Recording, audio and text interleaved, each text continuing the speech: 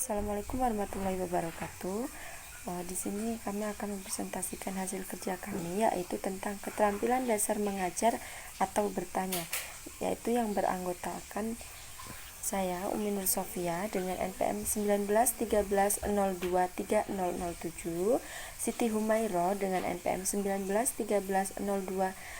1913023011, Rahma Putri Bulvia dengan NPM 191313023039, Lutfiah Az-Zahra Sania Ahmad dengan NPM 1953023005. Baik, yang pertama yaitu pengertian keterampilan bertanya. Nah, keterampilan bertanya merupakan cara-cara yang dapat digunakan guru untuk mengajukan pertanyaan kepada peserta didik. Keterampilan bertanya dapat diartikan sebagai keterampilan yang digunakan untuk mendapat jawaban atau balikan dari orang lain. Berdasarkan hal tersebut, keterampilan bertanya guru bisa diartikan sebagai kemampuan dalam menggunakan berbagai jenis pertanyaan dan teknik bertanya untuk merangsang siswa berpikir dalam menjawab pertanyaan yang diajukan oleh guru. Nah, keahlian mengajar juga berpusat pada penggunaan pertanyaan yang efektif. Untuk itu, keterampilan bertanya sangat penting dikuasai oleh guru untuk memancing jawaban, komentar, dan pemahaman dari peserta didik. Untuk keterampilan bertanya dasar ini dapat kita lihat dari pengungkapan pertanyaan secara jelas dan singkat, pemberian acuan, pemusatan ke arah jawaban yang diminta, pemindahan giliran menjawab, penyebaran pertanyaan, dan pemberian waktu berpikir. Sedangkan untuk keterampilan bertanya lanjut dapat kita lihat dari perubahan tingkat kognitif dari yang rendah ke yang lebih tinggi dalam mengajukan pertanyaan. Yang selanjutnya yaitu pengelompokan keterampilan bertanya. Nah, pada pengelompokan keterampilan bertanya ini terbagi menjadi dua, yaitu keterampilan bertanya dasar dan keterampilan bertanya lanjutan. Untuk keterampilan yang bertanya dasar yaitu merupakan pertanyaan pertama dan pembuka yang diajukan guru pada awal pembelajaran. Keterampilan bertanya dasar ini merupakan keterampilan bertanya yang mempunyai beberapa kemampuan dasar yang perlu diterapkan dalam mengajukan pertanyaan. Sedangkan keterampilan bertanya lanjutan merupakan keterampilan bertanya lanjut yang kelanjutan dari keterampilan bertanya dasar dan merupakan suatu usaha untuk membuat siswa berpikir pada tingkat kognitif yang lebih tinggi. Biasanya pertanyaannya yaitu dari tingkat yang rendah ke tingkat yang tinggi. Pada sekolah, bertanya lanjutan sudah fokus terhadap pembelajaran atau tema yang diberikan pada hari tersebut. Yang selanjutnya yaitu komponen-komponen keterampilan bertanya dasar. Nah, komponen-komponen keterampilan bertanya dasar ini terbagi menjadi 8 komponen. Yang pertama yaitu mengajukan pertanyaan secara jelas dan singkat. Yang kedua, pemberian acuan. Yang ketiga, pemusatan. Yang keempat, pemindahan giliran. Yang kelima, penyebaran. Dan yang keenam, pemberian waktu berpikir. Yang ketujuh merupakan sambutan yang hangat dan antusias, dan yang kedelapan yaitu pemberian tuntunan. Baik, yang pertama yaitu komponen mengajukan pertanyaan secara jelas dan singkat. Nah, untuk pengajuan pertanyaan hendaknya secara singkat dan jelas sehingga mudah dipahami oleh para siswa. Pertanyaan yang demikian dapat dibuat dengan menggunakan struktur kalimat yang sederhana serta kata-kata yang sudah dikenal oleh para siswa. Contohnya yaitu sebagai bagaimana kecenderungan titik didih homolog alkana dari atas ke bawah. Nah, contoh yang salah yaitu bagaimana titik didih dari atas ke bawah dalam homolog alkana, apakah semakin kecil atau semakin besar? Komponen yang kedua yaitu pemberian acuan. Nah, sebelum mengajukan pertanyaan, guru perlu memberikan acuan pertanyaan yang berisi informasi yang relevan dengan jawaban yang diharapkan dari siswa. Pemberian acuan ini akan banyak menolong siswa mengarahkan pikirannya kepada pokok yang dibahas. Nah, contohnya yaitu Seperti pertanyaan, berdasarkan tabel sifat-sifat fisik alkana, bagaimana kecenderungan titik didih homolog alkana dari atas ke bawah? Baiklah, yang ketiga yaitu pemusatan. Berdasarkan batas lingkupnya, pertanyaan dapat dibedakan antara pertanyaan luas dan pertanyaan sempit, di mana pada umumnya pertanyaan berfokus luas, kemudian baru beralih ke pertanyaan yang lebih khusus, di mana yang berfokus sempit sesuai dengan tujuan khusus pertanyaan. Sebagai contoh, guru, bagaimana kecenderungan berat molekul dari atas ke bawah dalam homolog alkana? Yang bukan contoh, guru, hubungkanlah kenaikan titik didih dengan besarnya interaksi antar molekul. Kemudian yang keempat yaitu pemindahan giliran. Apabila pertanyaan yang diberikan merupakan pertanyaan yang membutuhkan jawaban lebih dari satu, di mana apabila jawaban yang diperoleh kurang tepat untuk suatu pertanyaan yang kompleks, maka guru sebaiknya melibatkan siswa secara merata untuk mendapat giliran atas pertanyaan yang sama. Sebagai contoh, guru, "Oke, terima kasih, Nak. Yang lain, apakah ada yang ingin memberikan pendapat lain terkait pertanyaan yang Ibu ajukan tadi?" Kemudian yang bukan contoh, guru, "Oke, terima kasih, Nak." Kemudian guru tersebut menanyakan jenis pertanyaan yang berbeda kepada siswa yang lainnya. Kemudian yang kelima yaitu penyebaran. Penyebaran pertanyaan merupakan menyebarkan giliran untuk menjawab pertanyaan yang diajukan oleh guru. Apabila memungkinkan, semua siswa di dalam kelas mendapat giliran yang merata untuk menjawab pertanyaan. Sebagai contoh, guru memberikan pertanyaan yang berbeda kepada setiap siswa.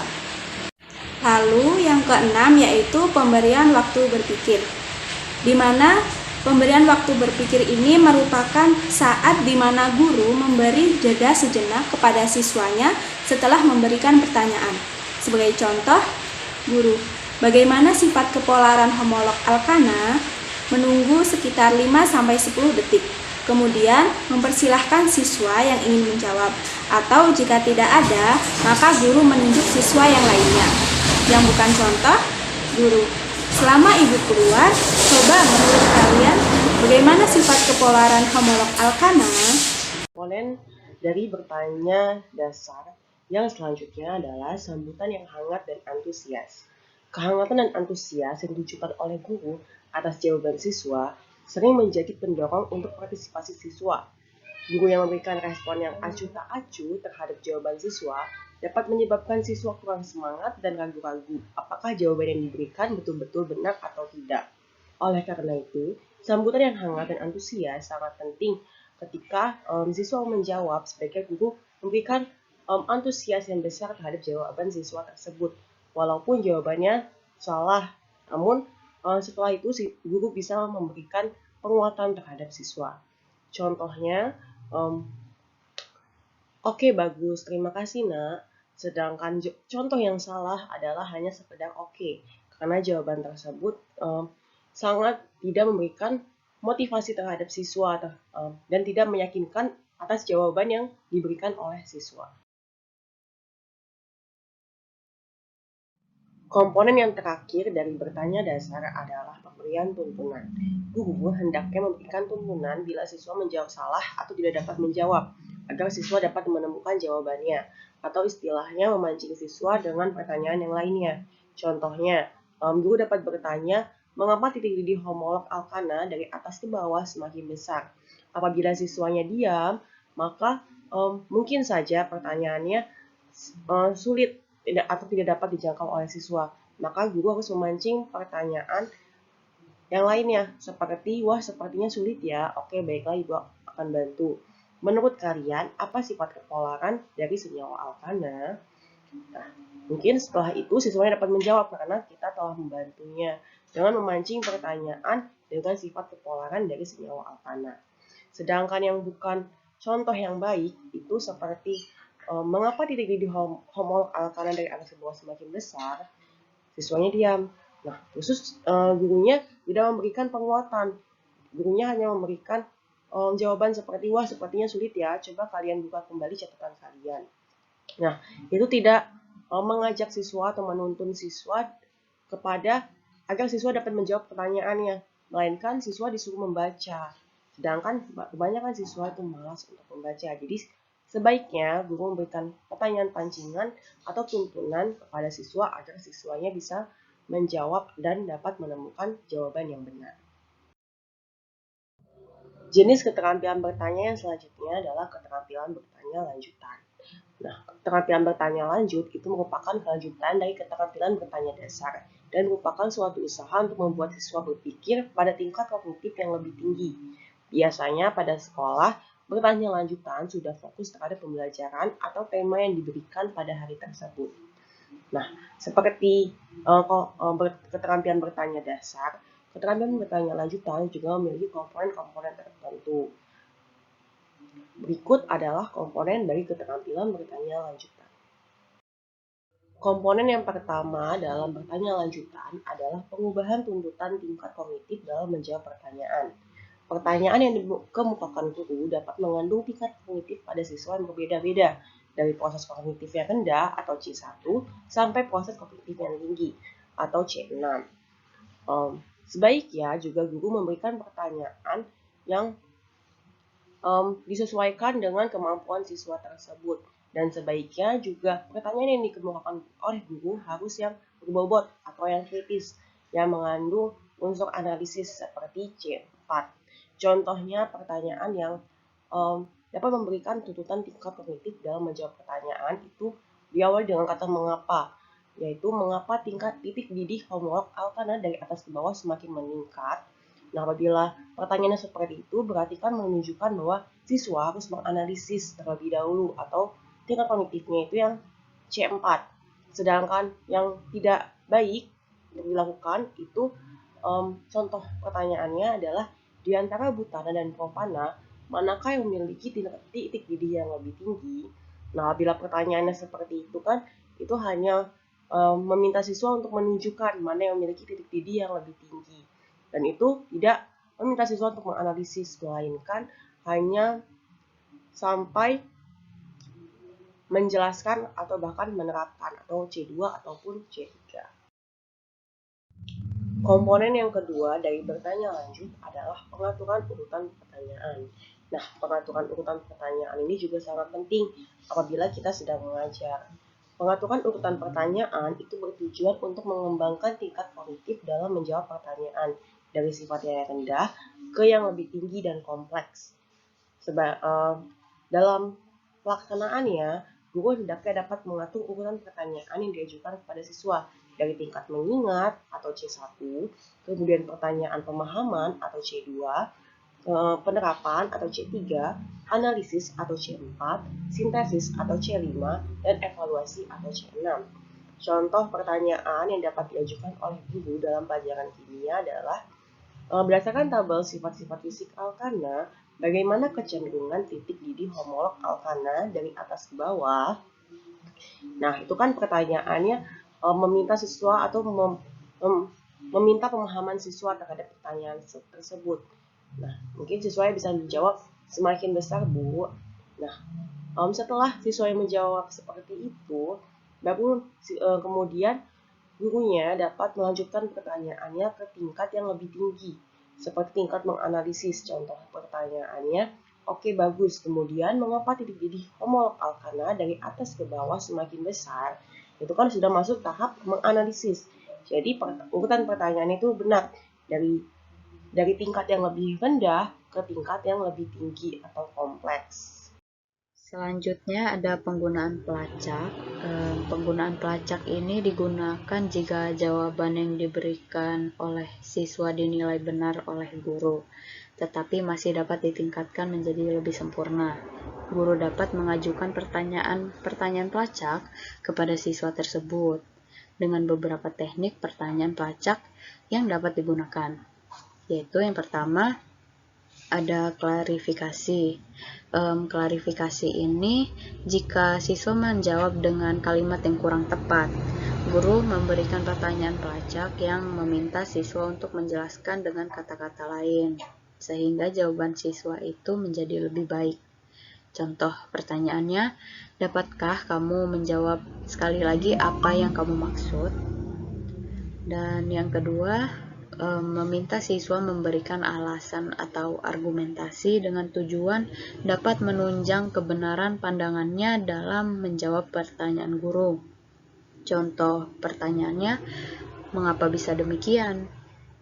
Yang ketiga, meminta kesempatan pandangan, yaitu guru memberi kesempatan kepada siswa lainnya untuk menyatakan persetujuan atau penolakan disertai alasan terhadap jawaban rekannya, agar diperoleh pandangan yang dapat diterima oleh semua pihak.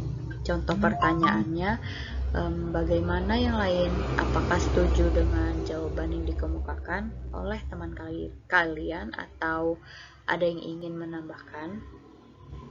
Yang keempat, meminta kesempatan jawaban, yaitu guru meminta siswa untuk meninjau kembali jawaban yang diberikan bila dianggap kurang tepat. Contoh pertanyaannya, terima kasih nak, menurut kamu, apakah semakin besar keterpolaran suatu molekul, interaksi molekul antar molekulnya semakin kuat atau semakin lemah? Yang kelima, meminta jawaban yang lebih relevan, yaitu guru meminta jawaban yang benar dan relevan dari siswa yang menjawab kurang tepat. Yang keenam, meminta contoh, yaitu guru meminta siswa untuk memberikan ilustrasi atau contoh konkret tentang apa yang dikemukakan oleh siswa. Yang ketujuh, meminta jawaban yang lebih kompleks, yaitu guru meminta siswa untuk memberikan penjelasan atau ide-ide penting lainnya, sehingga jawaban yang diberikan menjadi lebih kompleks. Selanjutnya, yang keempat, peningkatan terjadinya interaksi. Agar siswa lebih terlibat secara pribadi dan lebih bertanggung jawab atas kemajuan dan hasil diskusinya, guru hendaknya mengurangi atau menghilangkan perannya sebagai penanya sentral dengan cara mencegah pertanyaan yang dijawab oleh seorang siswa. Jika siswa mengajukan pertanyaan, guru tidak segera menjawabnya, tetapi melontarkan kembali pertanyaan kepada siswa lainnya. Selanjutnya ada prinsip-prinsip bertanya. Dalam menyampaikan pertanyaan, kita perlu memperhatikan hal-hal sebagai berikut ini. Yang pertama ada antusiasme dan kehangatan. Keantusiasan dan kehangatan itu adalah cara guru mengekspresikan pertanyaan atau menjawab pertanyaan. Misalnya, bahasa yang digunakan tidak terkesan memojokkan siswa, wajah yang hangat dan tidak terkesan sangat tegang. Yang kedua, pemberian waktu secukupnya. Dalam proses bertanya, guru perlu memberikan kesempatan yang cukup bagi siswa untuk menemukan jawaban yang tepat. Yang ketiga, itu ada pola lalu lintas pertanyaan. Yang keempat, itu menghindari pertanyaan ganda. Yang kelima, pertanyaan secara berjenjang. Dan yang keenam, menggunakan pertanyaan pelacak. Selanjutnya, kebiasaan-kebiasaan yang perlu kita hindari. Yang pertama, mengulangi pertanyaan sendiri. Bila suatu pertanyaan dirasakan sudah cukup jelas, sebaiknya pertanyaan itu tidak perlu diulangi lagi. Hal ini dapat menyebabkan menurunnya perhatian dan partisipasi siswa. Yang kedua, mengulangi jawaban siswa. Mengulangi jawaban siswa kadang-kadang perlu untuk sebagai penguatan. Namun bila menjadi kebiasaan atau terlalu sering, maka siswa tidak mendengarkan jawaban temannya lagi karena mereka yakin guru pasti akan mengulangi jawaban tersebut. Yang ketiga, menjawab pertanyaan sendiri. Ini sering terjadi pada guru mengajukan pertanyaan. Kemudian sebelum siswa menjawab, guru sudah menjawab pertanyaannya sendiri. Yang keempat, pertanyaan yang memancing jawaban serentak. Secara tidak sadar, guru suka sering mengajukan pertanyaan yang diajukan kepada seluruh kelas tanpa menunjuk siswa tertentu untuk menjawabnya. Usahakan agar siswa tidak menjawab pertanyaan tersebut secara serempak, karena kita tidak mengetahui secara pasti siapa yang menjawab dengan benar dan siapa yang menjawab dengan salah. Yang kelima, pertanyaan ganda. Guru-guru kadang mengajukan pertanyaan yang sifatnya itu ganda. Maksudnya, pertanyaan yang menghendaki siswa untuk mencari beberapa jawaban atau kegiatan yang harus dilakukan oleh siswa.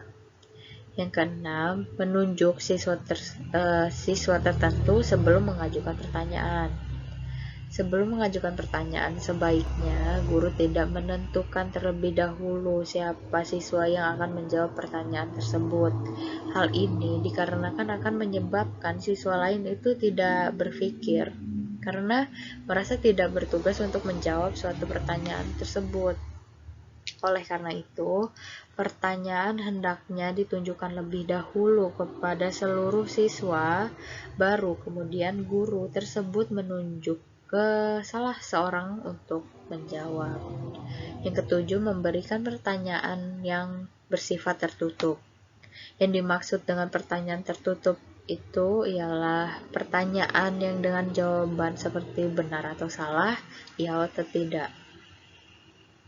Yang kedelapan, memberi label mudah atau sulit pada pertanyaan. Kita harus menghindari memberi label mudah atau sulit pada suatu pertanyaan karena membuat siswa tidak maksimal dalam berpikir. Yang kesembilan, menyalahkan pada jawaban siswa. Sebaiknya guru tuh bisa menggunakan kata belum tepat daripada langsung menyalahkan jawaban siswa.